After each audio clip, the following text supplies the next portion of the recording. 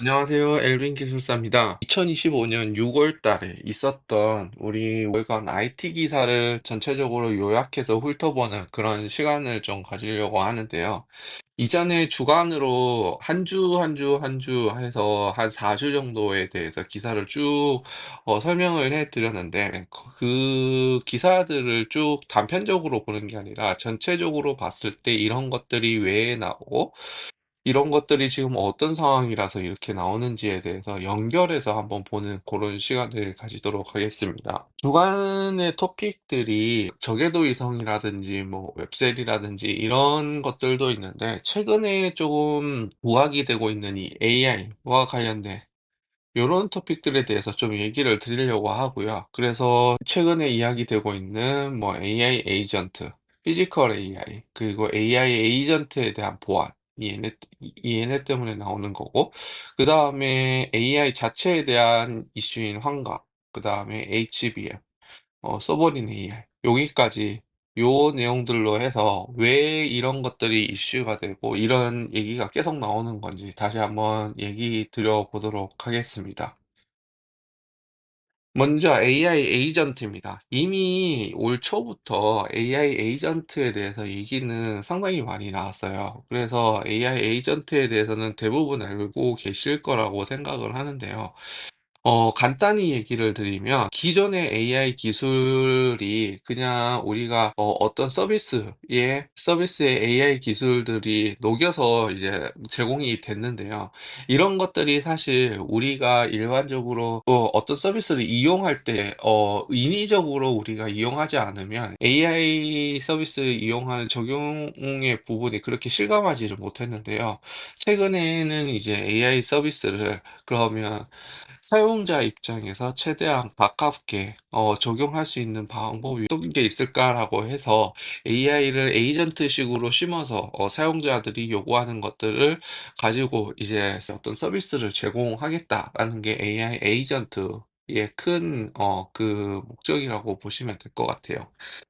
그래서 이게 우리 실생활에서도 그렇지만 비즈니스 단에서 봤을 때는 이런 금융사에서 이제 조금 금융사, KB금융과 같은 이 금융사에서 이 AI 에이전트를 많이 도입을 하려고 하고, 또 통신사, 고객이랑 맞닿아 있는 통신사 쪽에서 이 AI 에이전트를 많이 도입을 하려고 합니다.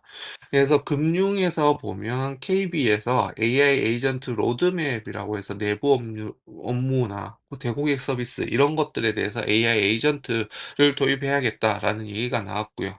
그래서 이런 실질적으로 비즈니스 가치를 창출할 수 있도록 하는 게 주요 로드맵이었고, 적용하는 것들은 보면 RM이라든지 보험 상담, 자산 관리, 카드 상담, 생명보험 뭐 요런 데에서 이제 AI 에이전트를 사용해서 좀 더 가치를 제공하겠다라는 부분이 있었습니다. 그래서 전체적으로 그룹 차원에서 인공지능 AI 수립을 하고 가치적인 뭐 로드맵을 수립하고 거기에 맞게 이제 서비스 모델을 제공하겠다라는 요런 과정에서 얘기가 나왔었습니다. 그래서 이런 AI를 어떻게 좀 효율적으로 가치 창출에 사용할 수 있을까라는 생각에서 나온 게 AI 에이전트고, 어떤 사용자 단에서 이제 에이전트를 심어서 효과를 하겠다라는 게 그 큰 골자라고 좀 보시면 될 것 같아요. 그러면 AI 에이전트와 같이 나오는 개념이 에이전틱 AI입니다. 우리는 요 두 가지의 개념을 조금 시장에서 많이 얘기를 하고 있는데 사실 좀 헷갈리기는 해요. 그래서 에이전틱 AI와 그러면 AI 에이전트와는 차이가 어떤 것들이 있든지에 대해서 좀 얘기를 해 보면, AI 에이전트는 여기 있습니다. 즉 에이전틱 AI는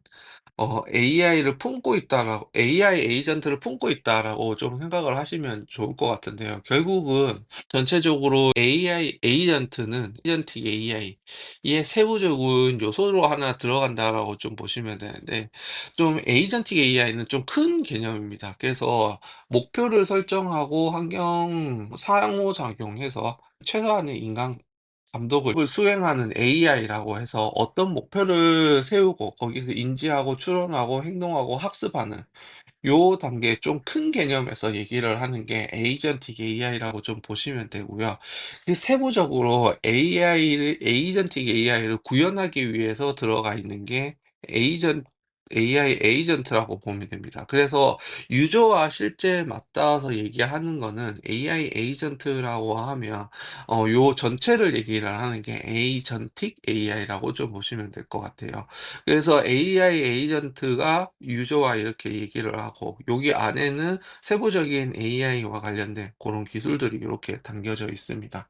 그래서 전체적인 이 단계에서 큰 범위에서의 단계에서 얘기하는 게 에이전틱 AI라고 좀 보시면 될 것 같고, 여기서 이제 AI 에이전트는 사전에 가드레일을 설정하고 활동 범위 제약으로 운영을 한다라고 하면 미리 정의된 구축이나 이제 학습되는 패턴, 뭐 작업 수행, 뭐 유사한 인공지능 의사결정이 하는 것들이 에이전틱 AI라고 좀 보시면 될 것 같아요. 얘가 왜 나왔냐라고 하면 생성형 AI의 그런 이제 데이터 기반에서 제공을 하는데, 얘가 요구하는 것도 그냥 제공하는 게 아니라 이제 그 사용자端에서 좀 가치가 있는 그런 데이터를 제공한다라는 측면에서 창의성 한계, 그다음에 맥락 이해의 부족, 이런 것들 때문에 에이전틱 AI가 나왔다라고 좀 보시면 되고, 자율적인 의사결정, 그다음에 계획 수립, 적응력으로 해서 조금 더 이제 사용자에게 비즈니스 가치를 주기 위해서 에이전틱 AI라는 개념이 났다라고 좀 보시면 될 것 같아요.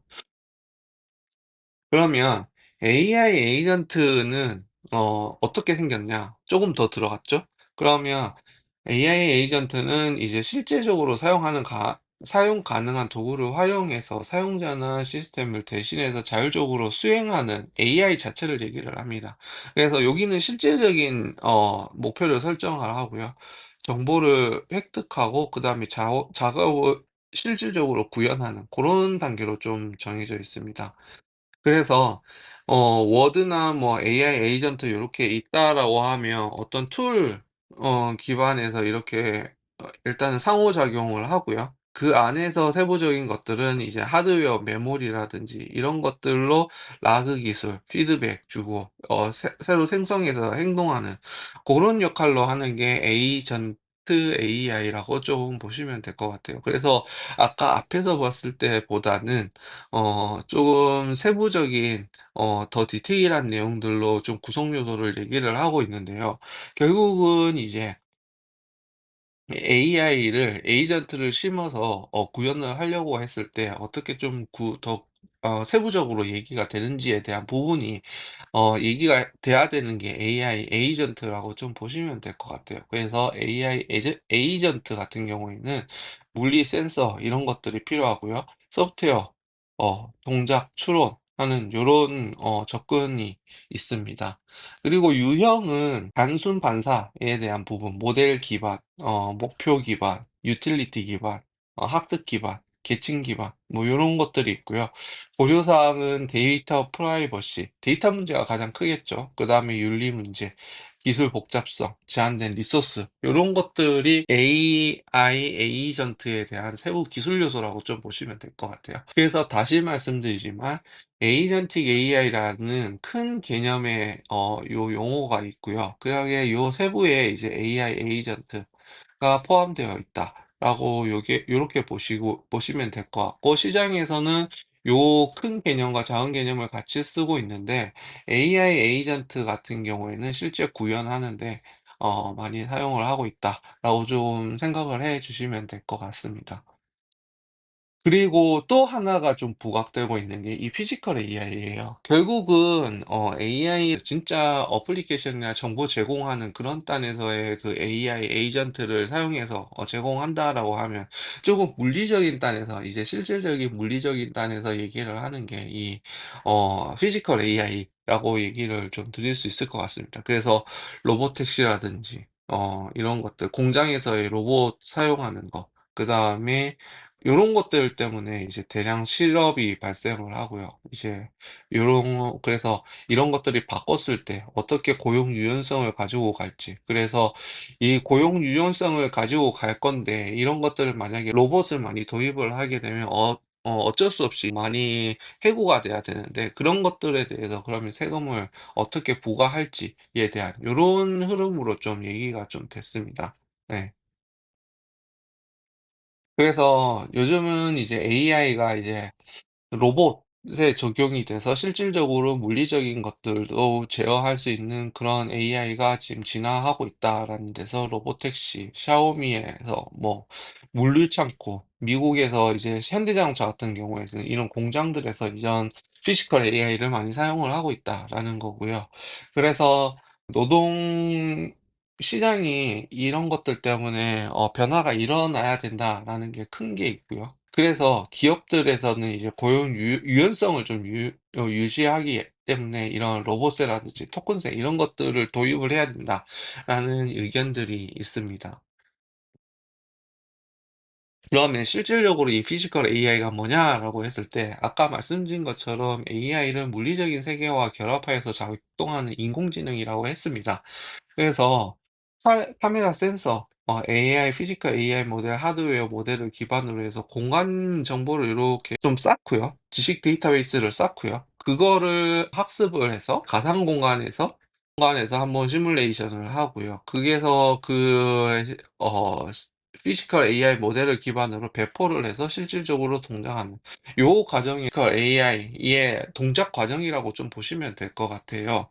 그래서 센서 기반에서 움직이고 실시간성이 있고, 그리고 물리적 제어, 휴먼 인터랙션 뭐 요런 것들이 주요 핵심 특징이라고 좀 보시면 될 것 같아요.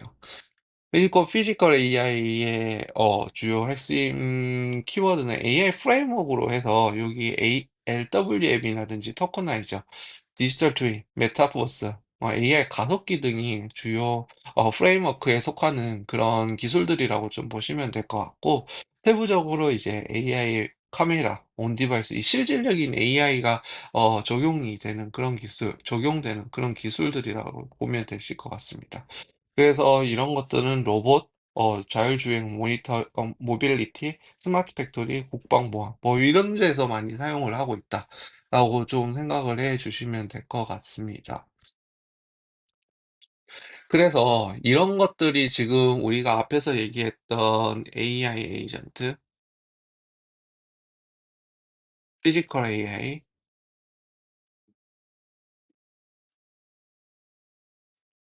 요런 것들이 지금 서비스로 해서 실질적으로 구현이 되고 있는데, 그러면 이 구현이 돼서 잘 되면 좋은데 항상 이런 것들이 적용이 되면 좀 문제가 됩니다. 거기서 이제 나오는 게 보안 위협이라든지 윤리 위협 요런 것들인데요. 그러면 이런 것들이 어떤 문제가 생기는지 좀 보겠습니다.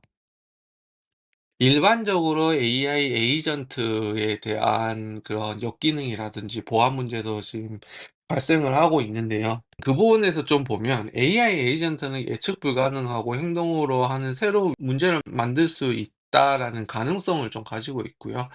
에이전틱 AI는 고부가 가치에서 효과를 내기는 하지만 우리가 사람이 예측할 수 없는 그런 결과값을 낼 수 있다라는 게 가장 큽니다. 그래서 이런 통제 상실로 해서 가드레일이 없이 도입될 때는 다른 방식으로 의사결정이 될 수 있다라는 게 있고요. 그래서 이제 개인 정보 보안이라든지 개인정보 유출 요런 것들도 있고요. 거버넌스 부재 요런 것들도 크게 있습니다. 그래서 AI 에이전트를 도입하고 에이전틱 AI를 도입하는 거는 고부가 가치를 내는 데 있어서 가장 필수 요소라고 좀 생각이 들어요. 근데 이거를 하다 보면 어떻게 보면 사람인지라 우리도 적용을 하는 데는 하는 거는 하는 거지만 위에서 파생적으로 어떤 역경이 일어날지에 대해서는 좀 예측을 하지 못하는 경우가 많아서 그런 부분에서 이제 위험성이 존재한다라는 게 있고요. 그다음에 이제 이런 통제 상실이라든지 개인정보 유출 리스크 요런 것들을 어떤 그 서비스들이라든지 어떤 서비스들이라도 이런 것들이 다 존재를 합니다. 그다음에 거버넌스, 아직 AI 에이전트를 어떻게 적용을 하고 이런 것들을 어떻게 기준을 잡고 가야 돼 적용을 하고 위험이 일어났을 때 어떻게 대응을 할지에 대한 그 거버넌스는 아직 부재하다라고 좀 보시면 될 것 같아요. 이런 AI 에이전트 자체에 대한 보안 문제도 있지만 AI 자체를 좀 봤을 때는 요런 이 환경 문제가 가장 크다고 좀 보시면 될 것 같아요. 결국은 뭐냐면 아무리 인공지능이 질문하고 좋은 답변을 내준다라고 했을 때 내가 원하는 그런 정보가 아니라 그냥 일반적인 그냥 정보를 주거나 아니면 좀 다른 정보를 주거나 하는 경우들이 많이 생깁니다. 그래서 그런 것들을 어떻게 극복할 거냐라는 것들이 문제가 되는데요. 이런 부정확한 정보를 제공하는 그런 현상 자체를 인공지능 환각이라고 얘기를 하고요. 이거는 인공지능 초반에 우리 나왔던 얘기들이 있는데요. 그게 오버피팅 이런 것들이 있죠. 이런 것들도 어떻게 보면 지금은 이제 환각으로 얘기가 되는데, 얘도 오버피팅 인공지능이 데이터를 오버피팅한다라고 하면 거기에서 문제에서만 이제 얘기가 나오고 다른 질문에 대해서는 대처를 못하는 그런 경우들이 있었습니다. 그래서 그게 항상 이슈였는데 그게 지금은 이제 생성형 AI로 넘어오면서 환각이라는 얘기로 좀 더 확대됐다라고 얘기가 할 수가 있을 것 같아요. 그래서 기사에서 보면 법률 학습 쪽에서 보면 엄청 좀 많이 치솟고 있고요. 그다음에 일상적인 비율이라든지 금융 구간에서 이런 이슈들이 많이 발생하고 있다라는 거고요. 그래서 AI가 그럴듯하게 거짓 정보를 실제 만들어내는 요런 현상을 환각이라고 하고, 이런 것들이 계속 일어나고 있다라고 해서 이게 좀 자꾸 부각이 되고 있다라고 좀 보시면 될 것 같아요. 그래서 사실 이런 것들이 부각되는 이유를 좀 보면 결국은 인공지능을 우리가 많이 사용하고 있기 때문에 '아 그러면 얘가 지금 오류가 있어. 얘가 내가 원하는 대로 좀 정보를 제공하지 못해.'라고 하는 그런 관점에서 이게 확대되기 때문에 더 많이 발생하는 이슈가 되고 있는 그런 문제라고 좀 보시면 될 것 같습니다. 그래서 '이런 문제는 왜 발생했냐?'라고 했을 때 구조적인 문제가 있고 방대한 지식 을 역할을 하는데, 사실 어 이런 인공지능 자체에 대한 구조적인 문제 쪽으로 보시면 될 것 같고, 그다음에 이제 부정확한 대형 정보의 학습 어 그런 것들이 크게 문제이다라고 좀 보시면 될 것 같습니다. 그래서 인공지능 자체가 우리가 서비스를 제공하고 얘가 정보를 제공하는 것들이 웹 서칭으로 기반해서 해 주기도 하고, 얘를 일반적으로 얘기를 하는데 조금 더 디테일하게 인사이트로 좀 물어본다라고 하면 얘도 그냥 그 데이터 기반에서 '이 사람이 요런 것들이 원할 것 같은데.'라는 그런 예측 기반에서 얘기를 하는 거 라고 좀 보시면 될 것 같아요. 그래서 그런 구조적인 문제이기 때문에 이런 것들이 발생한다라고 좀 보시면 될 것 같습니다. 그래서 시장에서는 그러면 이 환각을 어떻게 대응할 거냐라고 했을 때 이런 것들이 있죠. 정직한 AI, 그다음에 검색 기반 라그를 사용한다. 그다음에 미세 조정에 대한 그런 메커니즘이 있는 미세 조정인가 이런 실질적으로 교정 메커니즘을 활용한다. 라는 것들이 있고요. 그래서 라그 기술들을 가장 많이 조금 적용을 하고 있다라고 조금 보시면 될 것 같습니다. 그래서 엔스로픽 같은 경우에는 이런 정직한 인공지능, 인공지능이 모르면 모른다고 그냥 얘기를 하자. 약간 유사한 것들도 이제 제공할 수 있지만 그게 맞는지 안 맞는지 확실치 않으면 그냥 "모른다."라고 얘기를 하자라는 거고요. 거기서 이제 자기 객관화를 시도하고 모르면 그거를 다시 학습하는 고런 과정으로 쪼금 운영을 하자라는 게 큰 정책적인 부분이 있고요. 그다음에 이제 구글 같은 경우에는 이런 검색 기반에서 라그 기술을 향해서 환각 문제를 해결하자라는 부분이 있습니다. 그리고 이제 쪼금 더 이제 넓혀서 얘기를 하면 인공지능 자체에 대한 미세 조정이라든지 실시간 교정 메커니즘 요런 것들을 좀 개선하자. 라는 부분이 크게 세 가지 이 환경 문제를 해결할 수 있는 그런 문제들로 좀 얘기가 되고 있는 것들이 요렇게 있습니다. 그러면 구글이 생각하는 이 구글이 적용하려고 하는 이 라그 기술은 뭐냐라고 했을 때 실질적으로 인공지능이 외부 저장소에서 정보를 참조해서 거기와 가장 유사하고 정확한 문서 검색이라든지 답변을 참조해서 생성하는 그런 기술이라고 좀 보시면 될 것 같아요. 그래서 유저가 퀘스천을 남긴다라고 하면 이 인공지능 자체가 외부 지식을 참조해서 embedding해서 벡터 데이터베이스로 가지고 있고요. 거기서 이제 가지고 와서 이런 컨텍스트를 만들어서 제공하는 요 기술이라고 좀 요런 기능이라고 보시면 돼요. 그래서 여기서의 핵심은 사실 '외부 지식을 가지고 온다. 벡터 DB를 가지고 온다. 얘를 embedding해서 가지고 가서 파운데이션을 만들어서 적용을 한다. 아웃풋을 제공을 한다.'라고 좀 보시면 될 것 같습니다. 그래서 질의 검색 단계에서 수치 벡터를 표현을 하고요. 외부 지식 저장소에서 전달하는 거. 그다음에 가장 관련성이 높은 문서를 검색해서 가지고 오는 요런 단계로 되어 있어요. 그다음에 이제 생성 단계에서는 문서 조각을 전달을 하고 가져온 문서라든지 이런 것들을 LLM 모델에 입력을 해서 최종 프롬프트를 만드는 요런 과정이라고 좀 보시면 될 것 같습니다. 그래서 이런 기존에 이 AI가 가지고 있는 거 외에 사람이 물어봤던 것들이 "내가 가진 게 있는 게 없다, AI가." 그렇다라고 하면 외부에서 가지고 와서 얘를 제공을 하는 그런 기술들이 요 라그 기술이라고 좀 보시면 될 것 같아요.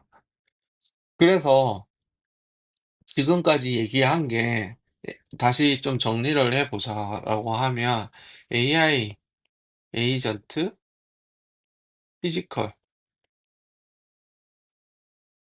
AI, AI 이런 것들이 있고 이런 것들을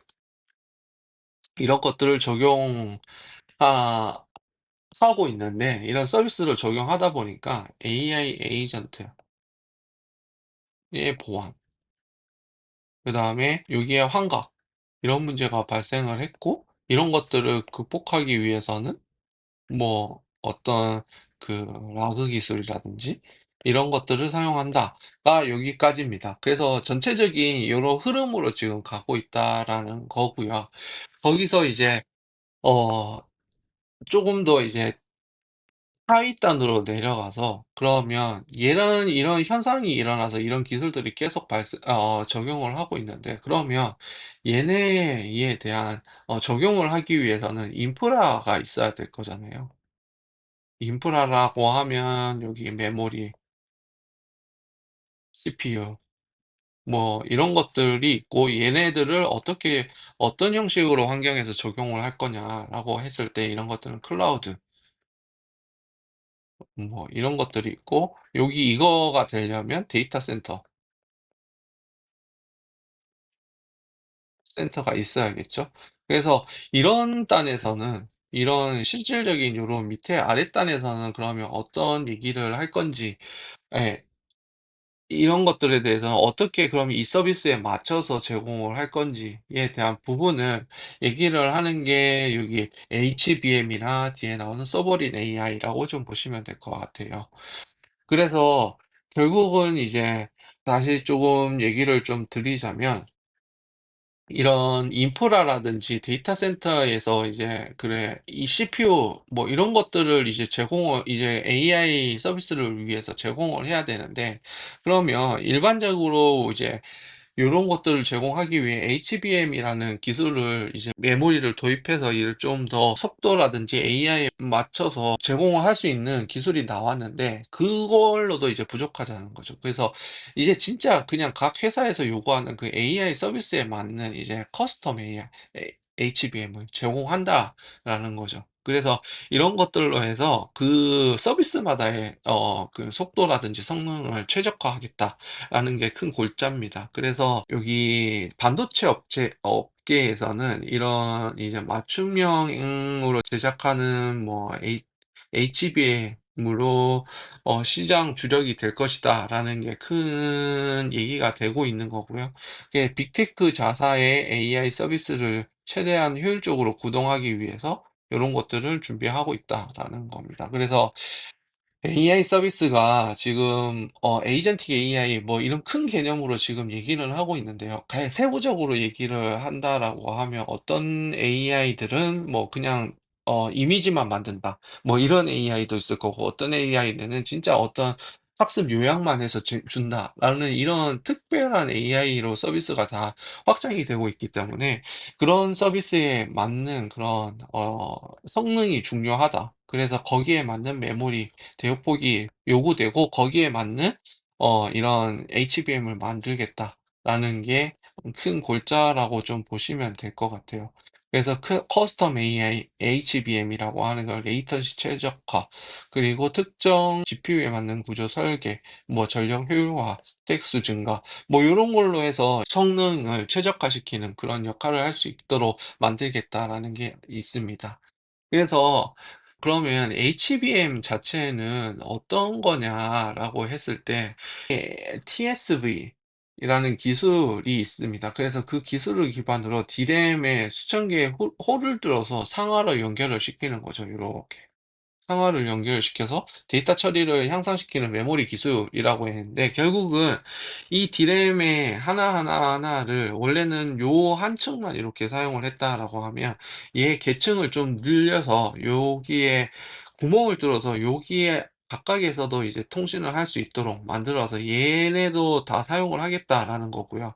그러면 맨 처음에 한 개에 사용하고 있는 것을 적층을 해서 이만큼 부분을 같이 사용하겠다라는 게 이 HBM의 큰 기술의 특징이라고 좀 보시면 될 것 같고, 이런 기술을 통해서 음 조금 더 이제 메모리의 활용폭을 넓힌다는 거죠. 그래서 대역폭의 부족이라든지 이런 병목 발생이라든지 이런 것들에 대한 한계를 이런 기술을 통해서 극복을 하겠다라는 거고요. 실제로 이렇게 했을 때 그런 성능이 나오고 있다라고 좀 보시면 될 것 같아요. 그래서 AI LLM 특성상 메모리 컴퓨팅에 대한 요런 인프라에 대한 요구사항이 가장 큰 거고요. 그래서 이런 방식에서는 요렇게 GPU, HBM 방식으로 많이 전환이 되고 있고, AI 서비스가 결국 AI 서비스로 봤을 때는 특화된 요런 HBM, 커스텀 HM이 요렇게 제공되는 요런 얘기들이 많이 나오고 있다라고 좀 보시면 될 것 같습니다. 그리고 나오는 게 소버린 AI인데요. 이게 메모리 측면에서는 이런 커스텀 HBM으로 극복이 가능하다라고 얘기를 할 수 있는데, 이게 쪼금 이제 아까 말씀드린 데이터 센터 이런 부분을 좀 확장해서 크게 본다라고 하면 결국은 이런 AI에 대한 물리적인 부분이라든지 이런 전체적으로 할 수 있는 이런 환경들이 국내에 구축을 해야 된다라는 의견이 좀 많습니다. 그래서 우리나라의 특성에 맞는 AI, 그다음에 우리나라 특성에 맞는 우리나라만이 가지고 있는 그런 AI 모델을 좀 가지고 있어야 된다라는 거고요. 이미 사실 네이버라든지 LG AI 뭐 요런 데서 이런 모델을 만들기는 했습니다. 그런데 이게 사실 이런 식으로 만들었을 때 뭐 여기 오픈 AI라 같은 그런 회사처럼 글로벌적으로 서비스를 사용해서 할 수 있도록 그렇게 조금 확장이 됐어야 되는데, 아직 그런 모델은 우리나라에 많지가 않습니다. 예, 그런 측면에서 그래서 이렇게 많은 자원을 투입하고 해도 글로벌적으로 이제 팔지도 못하고 잘 사용하지도 못하는데 '굳이 이런 것들이 필요하냐.'라는 부분이 '이건 낭비다.'라는 부분이 좀 반대편에서 얘기하는 것들이라고 좀 보시면 될 것 같아요. 그래서 그런 얘기들이 나오고요. 특정 영역에서 효용성 있게 높게 쓰이는 게 맞다라는 요런 이제 좀 현실적인 버전, 현실 버전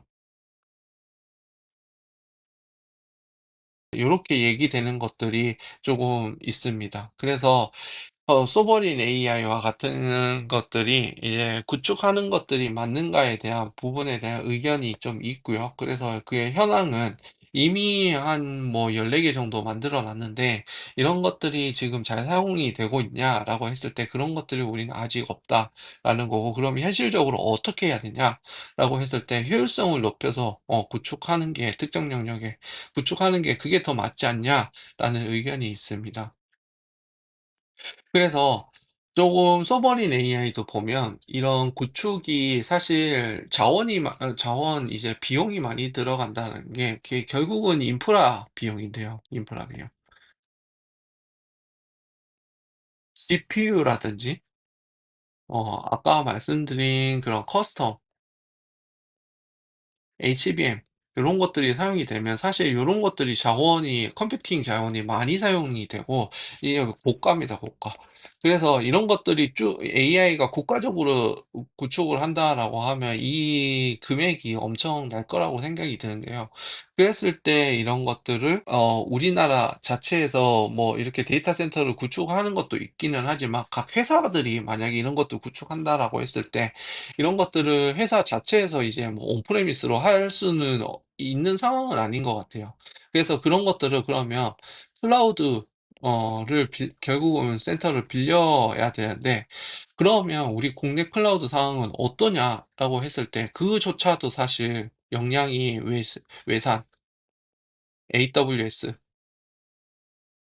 애저 이런 데 많이 쪼금 치중이 되어 있다. 결국은 이것도 '외산의 힘을 좀 많이 빌려야 된다.'라는 게 큰 좀 문제점. 반대에서 얘기하는 그런 이야기라고 좀 보시면 될 것 같아요. 그래서 이런 인프라 자체도 외국 기업에서 지금 절대적으로 의존하고 있고 여기서 보면 AWS, GCP 뭐 요렇게 해서 애저 요렇게 해서 지금 시장 점유율은 요 정도입니다. 그래서 이런 AI 연산 자체를 이렇게 하는 요런 체급도 갖추지 못하는 고런 상황이고요. 그래서 이런 것들을 한 번에 갖춘 이런 것들을 전무하고 '우리나라가 이렇게 구축을 한다.'라고 했을 때 돈을 들여서 이 인프라는 구축을 할 수 있다라고 쳐도 이런 것들을 전문적으로 할 수 있는 기술 인력은 있냐라고 했을 때 그런 것들도 문제라는 거죠. 그래서 그런 문제들을 조금 같이 해결해 나가야지 이런 소버린 AI도 힘을 받지, 그렇지 않는다라고 하면 사실 이 소버린 AI가 그냥 이제 비용만 들고 운영도 못하고 이제 애물단지로 남아 있지 않겠냐라는 게 큰 얘기가 나오고 있는 상황입니다. 그래서 요런 인프라는 절대적으로 필요하고요. 음. 그리고 국내 현재 상황을 봤을 때 이런 것들로 전체적으로 같이 하는 곳은 별로 없다. 그래서 '전문 인력이라든지 기술력을 확보하는 게 먼저다.'라고 좀 보시면 될 것 같아요. 그러면 이제 소버린 AI 자체는 좀 뭔가라고 봤을 때 자국의 데이터, 인프라, 알고리즘을 관리해서 독립적으로 개발 운영하는 AI 체계라고 조금 보시면 될 것 같아요. 그래서 여기서 보면 데이터 거버넌스를 만들고요. 데이터를 매니지먼트하고 그다음에 인게이지먼트 하는 요런 큰 범위라고 조금 보시면 될 것 같고, 요렇게 만들기 위해서는 어떤 데이터들이 계속 쌓여야 되고 얘네들이 계속 관리가 되어야 되잖아요. 그래서 그런 부분이 요 부분이 가장 큰 이슈다라고 좀 보시면 될 것 같고요. 그래서 이런 것들을 잘 만드는 데 사실 인프라가 크게 필요하다라고 좀 보시면 될 것 같습니다.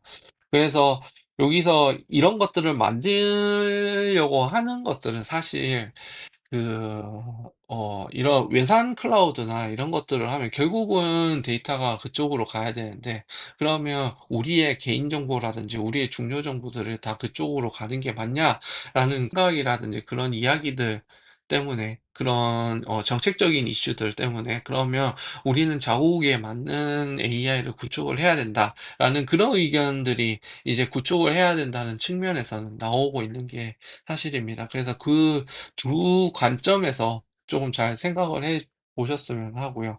그래서 AI 데이터 주권이라든지 이런 것들 독립 개발해서 '우리 거를 가지고 있어야 된다.'라는 거고, 이런 것들을 하려면 인프라들이 필요하고요. 거버넌스 체계도 필요하고 보안적인 측면 요런 것들이 필요하다라고 좀 보시면 될 것 같아요. 그래서 이런 소버린 AI는 어떤 데서 많이 사용을 하려고 하냐라고 했을 때 대부분의 이런 기술들로 리드를 하고 있는 거는 미국 쪽이에요. 그런 측면에서 봤을 때는 EU라든지 중국 이런 데서도 '우리나라 자국에 대한 부분을 좀 이런 거 확보하겠다.'라는 측면에서 얘기를 하고 있습니다. 그래서 소버린 AI는 두 가지 측면이 첫 번째는 이제 이런 데이터 독립성이라든지 이런 것들 주권 이런 것들을 우리가 확보해야 된다라고 해서 소버린 AI를 구축을 해야 된다라는 한쪽이 있고 또 한쪽은 이런 것들이 지금 잘 되지도 않는데 비싸게 해야 되냐 비용적인 측면. 그래서 이거보다는 현실적인 버전으로 좀 특수한 거 특정한 곳에서 이 적용되는 고런 것들로 쪼금 더 바뀌어서 유연하게 적용이 돼야 되지 않냐라는 요런 얘기들이 있습니다. 그래서 결국 조금 이제 지금까지 쭉 했던 것들을 조금 정리를 해 보자라고 하면 결국은 우리는 다시 말하면 AI 에이전트 그다음에 피지컬 AI 그런 거. 이런 모델 외에도 이 신문 자체에서 나온 것만 요약을 하겠습니다. 그래서 요런 것들 모델이 있는데 얘는 기본적으로 소버린 AI